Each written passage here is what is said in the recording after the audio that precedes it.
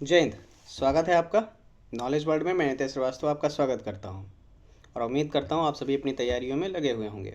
लगातार तैयारियों में लगे रहने से ही मंजिलें पास आती हैं और मंजिलें कभी चल करके राही के पास चल नहीं आती हैं, इसलिए आपको ही चलना पड़ता है। तो दोस्तों, नॉलेज की इस जंजीर में एक और कड़ी जोड़ते हैं और आज जो मैं आपको बताने वाला हूँ वो पैरासीटामॉल की तरह होगा जीएस के मामले में, जो आपको जीएस में भी कई नंबर दिलाएगा और आपके हिंदी के पेपर में भी कहीं ना कहीं आपको नंबर दिलवाएगा। और अगर वो चीज़ें आपको याद रहती हैं तो आप गलतियों से बच जाएंगे, क्योंकि बहुत सारी चीज़ें ऐसी होती हैं हिंदी में भी जो एक जैसी लगती हैं मगर वैसी होती नहीं हैं। तो दोस्तों, कहीं मत जाइएगा, पूरा वीडियो देखिएगा और मैं गारंटी देता हूँ आपको पूरे वीडियो में कोई भी ऐसी बात नहीं मिलेगी जो आपके पेपर के लायक ना हो। तो दोस्तों, आज मैं हिंदी के कुछ ऐसे लेखकों के बारे में बताने वाला हूँ जिनको कई उपनाम से जाना जाता है और आपके पेपरों में पूछ लिए जाते हैं कि ये किसे कहा जाता है या ये किसे कहा जाता है या ये किसे कहा जाता है। तो दोस्तों, राष्ट्र कवि की बात आती है। हिंदी में राष्ट्र कवि किसे कहा जाता है या हिंदी का राष्ट्र कवि किसे कहा जाता है, तो राष्ट्र कवि जब बात आएगी कि हिंदी का राष्ट्र कवि किसे कहा जाता है तो आपका आंसर बनेगा मैथिली शरण गुप्त। मैथिली शरण गुप्त को राष्ट्र कवि कहा जाता है। और यदि ऑप्शन में आपके मैथिली शरण गुप्त नहीं होते हैं तो आपका आंसर बनता है रामधारी सिंह दिनकर। रामधारी सिंह दिनकर को भी राष्ट्र कवि के रूप में जाना जाता है और विद्रोही कवि भी इनको कहा जाता है। रामधारी सिंह दिनकर को कहा जाता है विद्रोही कवि। वैसे अगर जीएस में जाएंगे तो विद्रोही कवि काजी नजरुल इस्लाम को कहा जाता है, काजी नजरुल इस्लाम को। लेकिन यहाँ हिंदी के अकॉर्डिंग अगर आपसे पूछता है कि विद्रोही कवि किसे कहा जाता है तो दोस्तों कंफ्यूज मत होइएगा, सीधे बताइएगा रामधारी सिंह दिनकर को कहा जाता है। दिनकर सुधाकर किसका पर्यायवाची होता है? हिंदी पढ़ने वाले दोस्तों ज़रा टाइप करके बताइएगा, अंगूठे को थोड़ा सा कष्ट दीजिए और अपने 1400 ग्राम के दिमाग का कुछ प्रमाण दीजिए कि आपके पास कुछ सॉफ्टवेयर में है। दोस्तों, कवि सम्राट की बात आती है कि हिंदी में कवि सम्राट किसे कहा जाता है, तो कवि सम्राट कहा जाता है अयोध्या सिंह उपाध्याय को, हरिओध जिनका उपनाम चलता है। तो कवि सम्राट की जब बात आती है तो कवि सम्राट कहा जाता है अयोध्या सिंह उपाध्याय। हरिओध की बात होती है यहाँ पे कवि सम्राट। दोस्तों, कवियों का कवि पूछेगा आपसे, कहेगा कवियों का कवि किसे कहा जाता है? कवियों का कवि, तो कवियों के कवि की जब बात आती है तो आपका आंसर बनेगा शमशेर बहादुर सिंह। नाम बहुत अच्छा है इनका, शमशेर बहादुर सिंह। तो शमशेर बहादुर सिंह जी जो हैं इन्हें कवियों का कवि कहा जाता है। ध्यान रखिएगा, क्वेश्चन आपसे करेगा कवियों का कवि किसे कहेंगे, तो आपका आंसर बनना चाहिए शमशेर बहादुर सिंह को कहा जाता है। दोस्तों, जड़िया कवि के बारे में आपने सुना है? जड़िया कवि, जड़िया कवि के नाम से किसे जाना जाता है? नहीं जानते तो मैं हूं ना, नितेश श्रीवास्तव आपके साथ में है और आपको बताएंगे जड़िया कवि किसे कहा जाता है। जड़िया कब कहा जाता है? नंददास को। किसको कहा जाता है? नंददास को कहा जाता है। तो दोस्तों, नंददास को जड़िया कब कहेंगे? घनानंद कौन से वंश का था? ये आप हमें कमेंट करके बताएंगे कि घनानंद कौन था। दोस्तों, अगला नाम याद रखिएगा, अगला जो पूछेगा आपसे, प्रेम की पीर का कवि। प्रेम की पीर का कवि, प्रेम की पीर भी बड़ी अजीब होती है लोगों में, दिल टूट गया फलाना ढिकाना ढिकाना ढिकाना। तो प्रेम की पीर का कवि, प्रेम से जो पीर उठती है वैसे ही कुछ उन्होंने रचनाएं लिखी, इसलिए उनको प्रेम की पीर का कवि कह दिया गया। और ये प्रेम के पीर होते हैं कौन? कवि कहलाने वाले घनानंद। कौन हो जाएंगे? घनानंद। घनानंद जो हैं इन्हें प्रेम की पीर का कवि कहा जाएगा, ध्यान रखिएगा। दोस्तों, सिद्धों का प्रथम कवि, क्वेश्चन करेगा सिद्धों का प्रथम कवि किसे कहा जाता है, तो दोस्तों आपका आंसर बनना चाहिए सरहप्पा। सरहप्पा जो थे जिन्हें सिद्धों का प्रथम कवि कहा जाता है, ये आप ध्यान रखिएगा सरहप्पा को। सरहप्पा जो हैं इन्हें सिद्धों का प्रथम कवि कहा जाता है, ये ध्यान रखेंगे। दोस्तों, आधुनिक कबीर, कबीर सिंह की बात नहीं कर रहा हूँ मैं, कबीर दास की बात कर रहा हूँ।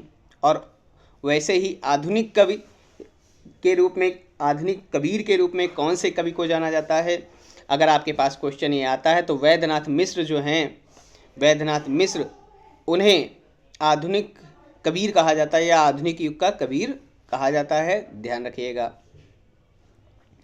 दोस्तों,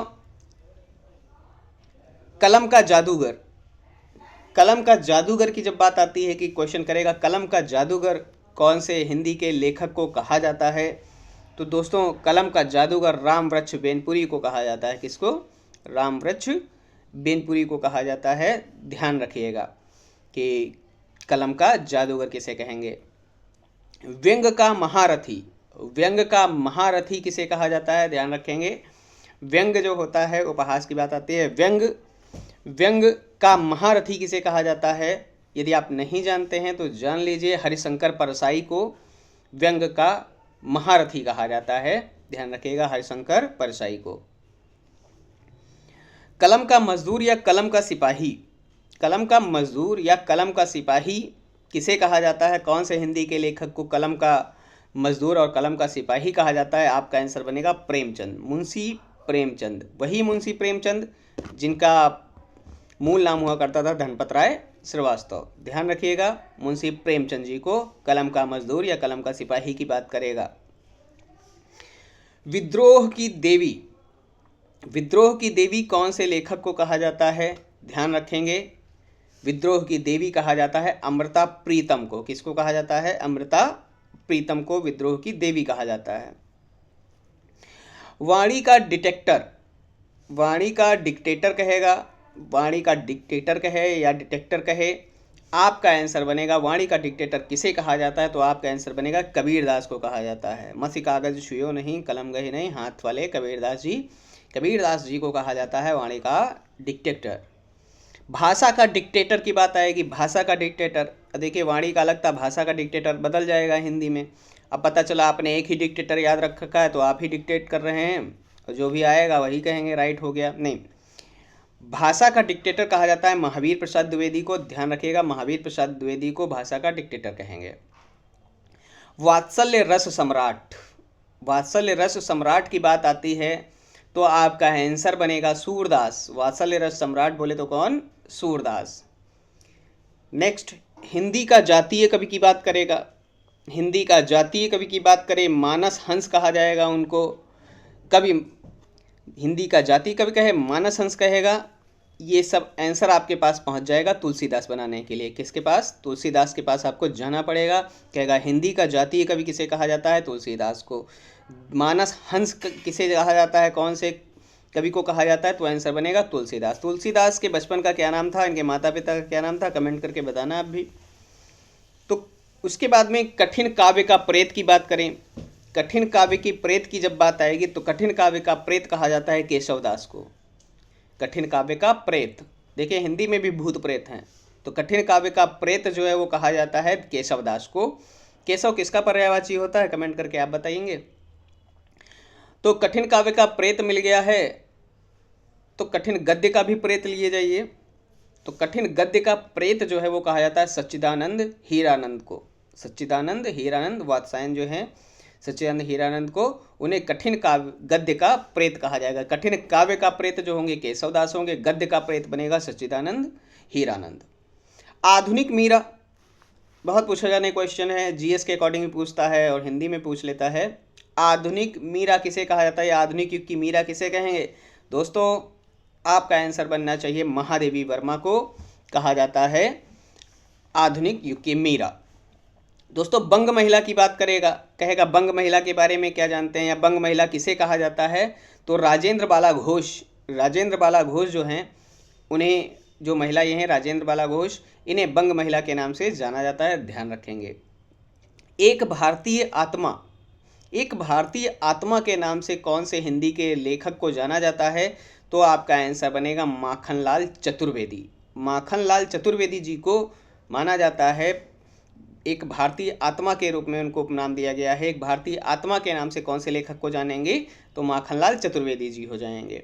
नेक्स्ट, प्रकृति का सुकुमार कवि। प्रकृति का सुकुमार कवि जब आपसे पेपर में कहेगा प्रकृति का सुकुमार कवि किसे कहा जाता है, तो सुमित्रा नंदन पंत को कहा जाता है। सुमित्रा नंदन पंत जो हैं उन्हें प्रकृति का सुकुमार कवि कहा जाएगा। सुकुमार फूलों का देश किसे कहते हैं, कमेंट करके आप बता दीजिएगा। मैथिली कोकिल, मैथिली कोकिल विद्यापति को कहा जाता है दोस्तों। विद्यापति से एक पॉइंट और याद रखेंगे, मैथिली कोकिल अभिनव जयदेव, मैथिली कोकिल अभिनय जयदेव कहा जाता है किसको? विद्यापति को कहा जाता है, ध्यान रखिएगा। और उसके बाद में अपभ्रंश का वाल्मीकि याद रखिएगा। अपभ्रंश का वाल्मीकि किसे कहा जाता है? अपभ्रंश का वाल्मीकि किसे कहते हैं? क्वेश्चन ऐसे करेगा तो आपका आंसर बनेगा स्वयंभू। स्वयंभू जो है उन्हें अपभ्रंश का वाल्मीकि कहा जाता है। दोस्तों क्वेश्चन आपसे करेगा सितारे हिंद किसे कहा जाता है? तो सितारे हिंद कहा जाता है राजा शिव प्रसाद को। राजा शिव प्रसाद जो है उन्हें सितारे हिंद के नाम से जाना जाता है, ध्यान रखिएगा, बहुत कुछ आता है पेपरों में। हालावादी कवि किसे कहा जाता है? हालावादी कवि, हाला शराब का पर्यायवाची होता है और हरिवंश राय बच्चन के पास आपको जाना पड़ेगा। हालावादी कवि की बात आएगी तो आपका आंसर बनेगा कौन? हरिवंश राय बच्चन। मधुशाला मधुबाला के लेखक जो थे हरिवंश राय बच्चन, उन्हीं की बात हो रही है। आंचलिक उपन्यासकार, आंचलिक उपन्यासकार के जो उपनाम से जाने जाने व्यक्ति हैं वो हो जाएंगे फणीश्वर दास रेणु। तो आंचलिक कवि किसे कहा जाएगा? आंचलिक उपन्यासकार किसे कहेंगे? तो आपका आंसर बनेगा फणीश्वर दास रेणु को कहा जाता है। दोस्तों महाप्राण के नाम से कौन से हिंदी के लेखक को जाना जाता है? क्या आप जानते हैं? नहीं जानते हैं तो आप जान लीजिए, महाप्राण के नाम से सूर्यकांत निराला को जाना जाता है। सूर्यकांत त्रिपाठी निराला जी को जाना जाता है, महाप्राण के नाम से जाना जाता है। महाप्राण घाट पे कौन से क्रांतिकारी की समाधि है? आप बता दीजिएगा टाइप करके, अच्छा लगेगा मुझे भी और आपकी जानकारी को देखकर और लोग भी उससे प्रभावित होंगे। आलोचकों का आलोचक कहेगा, आलोचकों का आलोचक कौन से हिंदी के कवि को कहा जाता है? तो दोस्तों नेमिचंद्र जैन जो हैं, नेमिचंद्र जैन वो जो हैं उन्हें आलोचकों का आलोचक कहा जाता है, नेमिचंद्र जैन को। जैन धर्म का संस्थापक कौन था? कमेंट करके बताइएगा आप भी। दोस्तों हिंदी का पाणिनि, वैसे तो पाणिनि ने अष्टाध्यायी पुस्तक लिखी, संस्कृत भाषा व्याकरण की प्रथम पुस्तक बनती है अष्टाध्यायी, और यहाँ पर बात हो रही है हिंदी के पाणिनि की बात हो रही है। तो हिंदी के पाणिनि की जब बात आएगी किशोरी दास वाजपेयी की बात आ जाएगी। हिंदी का पाणिनि कहेंगे किसको? किशोरी दास वाजपेयी को कहा जाएगा हिंदी का पाणिनि। दोस्तों बुंदेलखंड का चंद्रबरदाई की बात आएगी। बुंदेलखंड का चंद्रबरदाई किसे कहा जाता है? वैसे चंद्रबरदाई के बारे में आप जानते होंगे, पृथ्वीराज रासो उन्होंने लिखी थी, और यहाँ पर बात हो रही है बुंदेलखंड का चंद्रबरदाई किसे कहा जाता है? तो दोस्तों याद रखिएगा, बुंदेलखंड जो है उसका चंद्रबरदाई कहा जाता है वृंदावन लाल वर्मा को। वृंदावन लाल वर्मा। वृंदावन कौन सी नदी के किनारे है? और साथ ही आप हमको ये बताइए बुंदेलखंड जो है इसका प्रारंभिक नाम क्या हुआ करता था? ये आप मुझे बताएंगे कमेंट करके, मुझे अच्छा लगेगा कि मुझे देखने वाले लोगों को कितनी जानकारी है। दोस्तों हिंदी गीतों का राजकुमार, हिंदी गीतों का राजकुमार कौन से लेखक को कहा जाता है? तो ध्यान रखेंगे दोस्तों, आपको आंसर बताना होगा गोपाल बहादुर सिंह के बारे में। गोपाल बहादुर सिंह जो हैं उन्हें हिंदी गीतों का राजकुमार कहा जाता है। किसको? गोपाल बहादुर सिंह को कहा जाता है हिंदी गीतों का राजकुमार। तो दोस्तों गोपाल बहादुर सिंह को क्या कहेंगे? हिंदी गीतों का राजकुमार कहेंगे। पाल वंश एक हुआ करता था इतिहास में, पाल वंश का संस्थापक कौन था? आप कमेंट करके बताइएगा, अच्छा लगेगा। हिंदी गज़लों का राजकुमार की बात करें कि हिंदी में जो गज़ल होती हैं, हिंदी गज़लों का राजकुमार किसे कहा जाता है? तो दोस्तों हिंदी गज़लों का जो राजकुमार बनेगा वो बनेंगे दुष्यंत कुमार। कौन बनेंगे? दुष्यंत कुमार बनेंगे। हिंदी गीतों का राजकुमार गोपाल बहादुर सिंह, वहीं गज़लों की जब बात करेगा तो हिंदी गज़लों का राजकुमार हो जाएगा दुष्यंत कुमार, हो जाएंगे हिंदी गज़लों के राजकुमार। दोस्तों अगला याद रखने के लिए जो आपको बताने वाला हूँ उसमें याद रखिए झारखंडी, झारखंड के रहने वाले होंगे इसलिए इनका नाम झारखंडी पड़ गया। आधुनिक हिंदी कविता का सुमेरु, सुमेरु पर्वत का पर्यायवाची होता है, ध्यान रखेंगे। झारखंडी के उपनाम से कौन से कवि को जाना जाता है? आधुनिक हिंदी कविता का सुमेरु कौन से लेखक को कहा जाता है? तो दोस्तों आंसू, झरना, लहर, कंकाल, तितली, चंद्रगुप्त, स्कंदगुप्त के लेखक जयशंकर प्रसाद जी की बात कर रहा हूँ मैं। किसकी बात कर रहा हूँ? जयशंकर प्रसाद जी की बात कर रहा हूँ कि झारखंडी आधुनिक हिंदी का कविता का सुमेरु किसे कहेंगे? वो जयशंकर प्रसाद जी को कहा जाएगा। राष्ट्रीय बसंत की प्रथम कोकिला, राष्ट्रीय बसंत की प्रथम कोकिला कहा जाता है सुभद्रा कुमारी चौहान को। सुभद्रा कुमारी चौहान जो हैं, इन्होंने रानी लक्ष्मीबाई वाली कविता लिखी थी, ध्यान रखिएगा। तो राष्ट्रीय बसंत की प्रथम कोकिला कहा जाता है सुभद्रा कुमारी चौहान को। तो कोकिला की बात आई है तो ऐसे ऐसे आपको कैसे छोड़ दूं, जो कोकिला है उनको लादे लिए जाइए। जैसे भारत कोकिला की बात करेगा, भारत कोकिला हो जाएंगी सरोजिनी नायडू। भारत कोकिला की बात करेगा, सरोजिनी नायडू हो जाएंगी।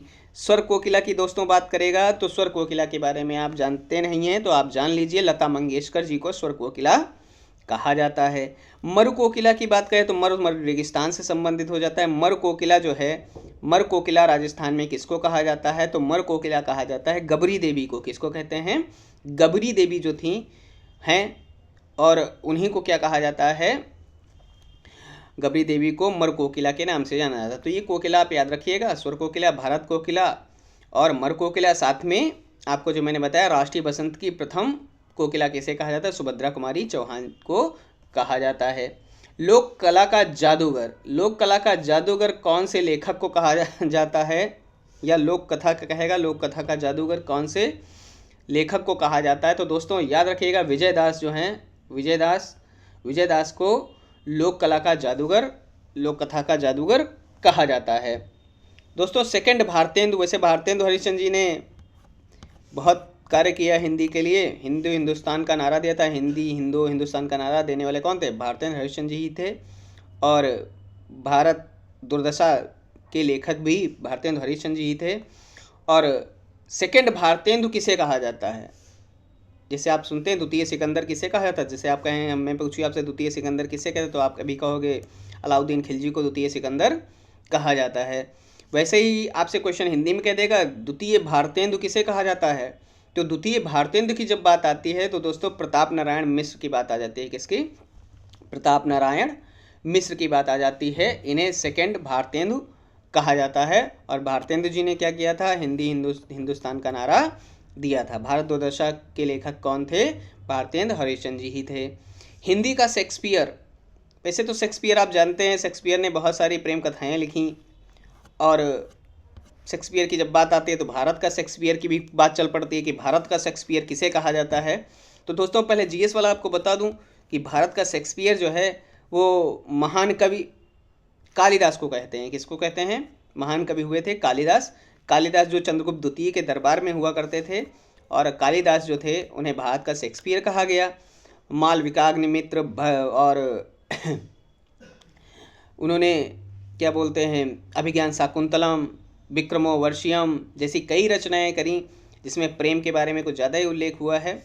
तो इस उपलक्ष्य में कालिदास को क्या कह दिया जाता है, भारत का शेक्सपियर कह दिया जाता है। लेकिन दोस्तों मैं यहाँ पर हिंदी के शेक्सपियर की बात कर रहा हूँ। आपसे क्वेश्चन करेगा हिंदी के शेक्सपियर किसे कहेंगे, हिंदी का शेक्सपियर किसे कहा जाता है, तो दोस्तों रांगेय राघव जो हैं उन्हें भारत का नहीं, हिंदी का शेक्सपियर कहा जाता है। हिंदी का शेक्सपियर किसे कहेंगे, रांगेय राघव को कहा जाता है। दोस्तों राघव किसका पर्यायवाची है, ये आप कमेंट करके बताइएगा कि राघव पर्यायवाची किसका होता है। और उसके बाद में आपको मैं बताने वाला हूँ हिंदी मंच का बादशाह। हिंदी मंच का बादशाह कौन से लेखक को कहा जाता है, क्या आप जानते हैं? यदि नहीं जानते हैं तो आपको जानना पड़ेगा। हिंदी मंच का बादशाह कहा जाता है गोपाल दास नीरज को। गोपाल दास नीरज जो हैं इन्हें हिंदी मंच का बादशाह कहा जाता है, गोपाल दास नीरज को। तो दोस्तों नीरज किसका पर्यायवाची होता है, क्या आप जानते हैं? यदि आप जानते हैं तो टाइप कर दीजिएगा। पंकज जिसका पर्यायवाची होता है, नीरज भी उसका पर्यायवाची होता है। आप पर्यायवाची को बताइएगा कि नीरज जो होता है वो किसका पर्यायवाची होता है। प्रेम काव्य का अनछुआ राजकुमार, प्रेम काव्य का अनछुआ राजकुमार कहेगा तो आपका आंसर बनेगा नरेंद्र शर्मा। प्रेम काव्य का अनछुआ राजकुमार ये कहलाने वाले होंगे नरेंद्र शर्मा। तो दोस्तों इस 20 मिनट के वीडियो में इतनी जानकारी जो आपको मैंने दी है कि कौन से कवि को किस उपनाम से जाना जाता है, और उन उपनाम से आने वाले जो क्वेश्चन होते हैं दोस्तों, जितना जो कुछ दायरा बनता है यकीन मानिए इसी में से सब कुछ आता है। और मैं उम्मीद करता हूँ कि आप इस चीज़ों को नोट करेंगे और वीडियो अच्छा लगे तो अपने पढ़ने वाले दोस्तों को भेजिएगा और साथ ही रिकमेंड उनको करिएगा कि भैया ये जो है जानकारियाँ इनको लिख लीजिए, आपके पेपर के लिए बहुत महत्वपूर्ण होंगी। तो दोस्तों मैंने सोचा जीएस के साथ साथ हिंदी में भी कुछ आपकी मदद करूं, और कुछ मेरे खास लोग भी हैं जिनको हिंदी की बहुत ज़्यादा ज़रूरत है, बातें होती रहती हैं, उन्होंने कहा कि सर कुछ हिंदी का भी भेज दीजिए, तो मैं उनके लिए कर रहा हूँ और आप सब भी इसका फ़ायदा उठाएं। नोट कर सकते हैं, नोट डाउन कर सकते हैं अपनी इस जानकारी को और अपने दोस्तों को शेयर करें। तो दोस्तों इतनी जानकारी जो है हिंदी की वो आप अपने पास समाहित रखेंगे, और कोशिश करूँगा जल्दी ही कोई नया वीडियो लेकर के आऊँगा हिंदी में, जैसे कि मान लो पर्यायवाची का ला सकता हूँ, विलोम शब्द का ला सकता हूँ, वन वर्ड का ला सकता हूँ, समोच्चारित भिन्नार्थ शब्द का ला सकता हूँ, शुद्ध वर्तनी के भी जो होते हैं उनको भी ला सकता हूँ, और हिंदी के व्याकरण का भी कुछ ना कुछ आपको बता ही सकता हूँ। जानकारियाँ जो हैं सब आप ही के लिए हैं। तो दोस्तों इनको नोट करिएगा, लाइक करिएगा, कमेंट करिएगा, शेयर करिएगा, और नए लोग जो देख रहे हैं वो तो आप बिल्कुल ही सब्सक्राइब कर लीजिएगा, और आपकी कंपटीशन की तैयारी में मैं आपकी बहुत ज़्यादा मदद करने वाला हूँ। तो दोस्तों मिलता हूँ फिर अगली जानकारी के साथ में, जंजीर में एक नई कड़ी जोड़ूंगा, और तब तक के लिए अपना और अपनों का ख्याल रखें, अपने लिए जिएं, अपनों के लिए जिएं। जय हिंद, विजय हिंद।